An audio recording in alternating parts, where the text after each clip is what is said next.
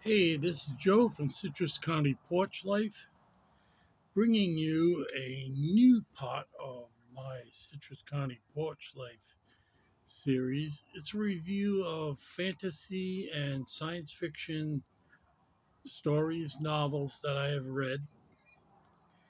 And I want to begin with a story by one of my favorite authors of all time, David Gerald.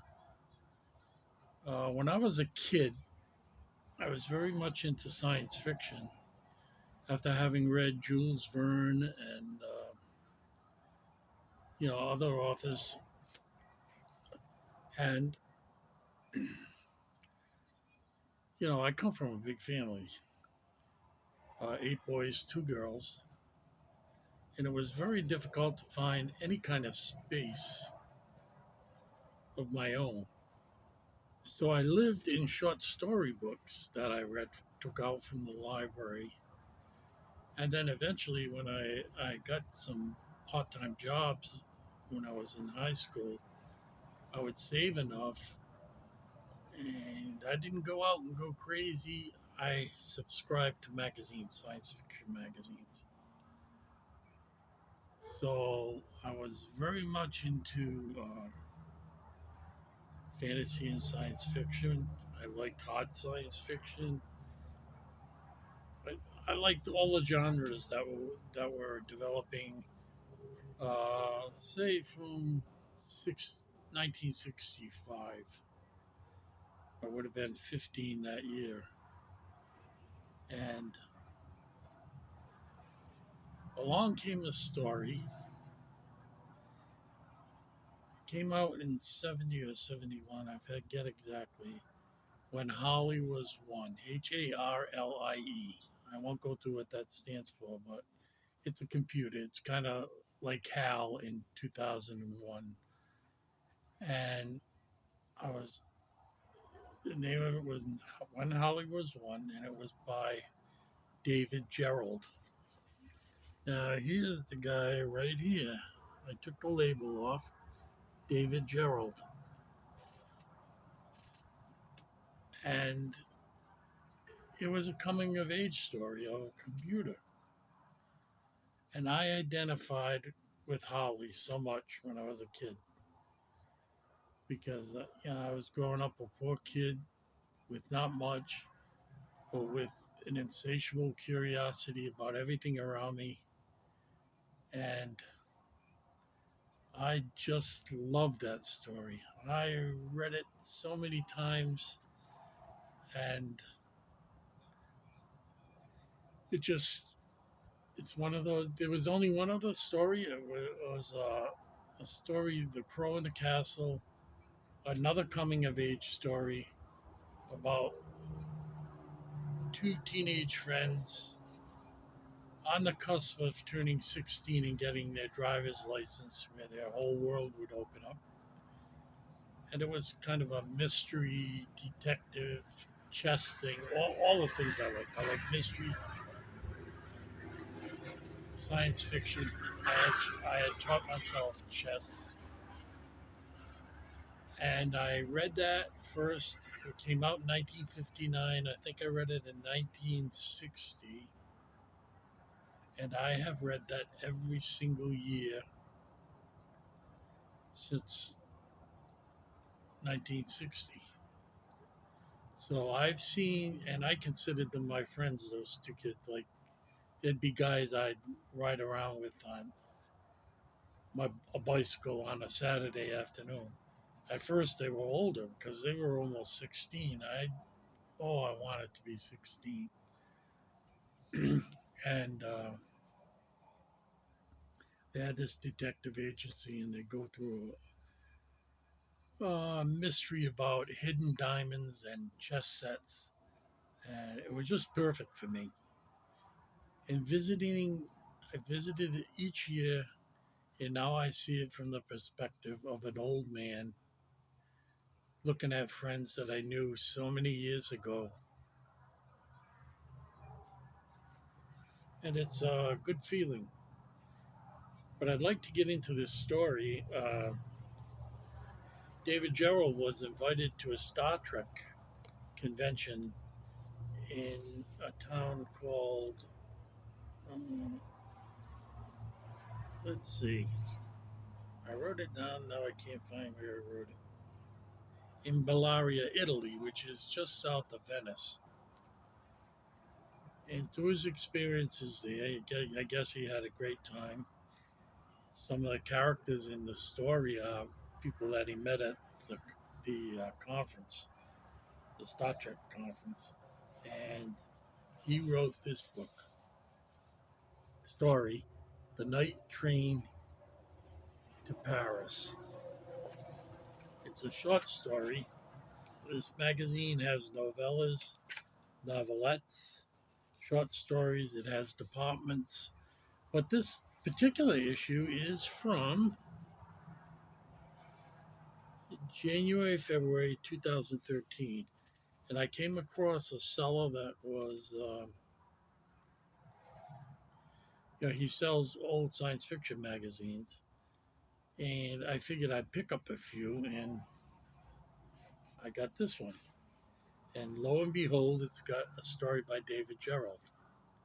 He is now 80, and as they say in Latos, muchos años, many more years. And I just really, really enjoyed it. It's not a coming of age story, it's more in the vein of fantasy and horror. And what happens, he wants to get to Paris, so, and they don't have any trains from where he wants to go, so he's got to make alternate plans. Then they set up for him. He doesn't want to wait, and he takes this train, and it seems as though for the past few years, people have been disappearing from this train, absolutely disappearing, lost from the face of the earth.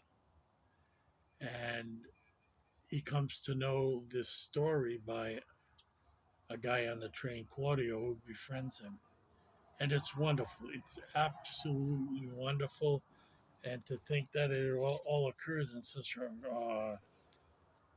short, let's see, it's about 15, 15, 16 pages.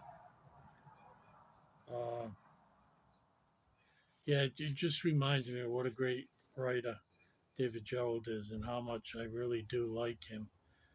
And so that's what I do. I currently get this here magazine, Fantasy and Science Fiction. It used to be a monthly magazine when I was a kid, but because of postal costs and printing costs, it's bi-monthly. I mean, not bi-monthly, every 2 months, and it's a bigger edition than it used to be. But uh, it's the same great stories. Uh, One good thing is a lot more stories by women. Back in the day, in the 60s, and I know older magazines I've read, uh, there weren't so many women in the genre, and now there are more, so there's a great diversity of stories. I've got to look up, and I'll let you know uh, where that when Holly was one, when Holly was one, when that where that's available.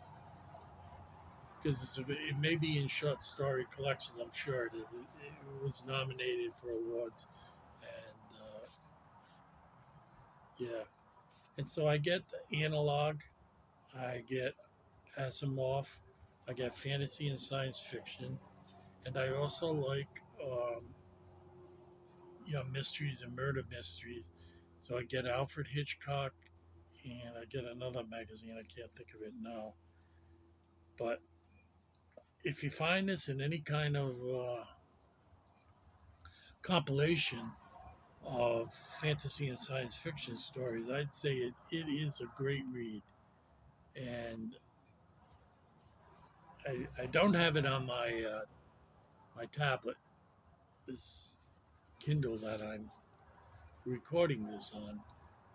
So what I do is when I have to take a bus, or I know I'm going to be stuck in a doctor's office, or I always take along a science fiction magazine with me, and I get lost. It doesn't bother me waiting in a doctor's office if I've got a writer like David Gerald.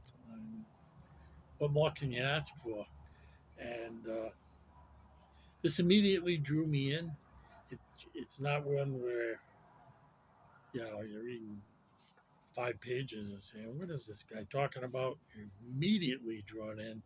The characters are likable, and I think it's worth a good read. And may David Gerald write more and more and more. And I really like him. I think you can tell that by now. So God bless. And when I finish another story that I can rave about, I'm not just doing stories on things that I don't really like. I'd rather promote stories that I like. I on my to read list for 2025.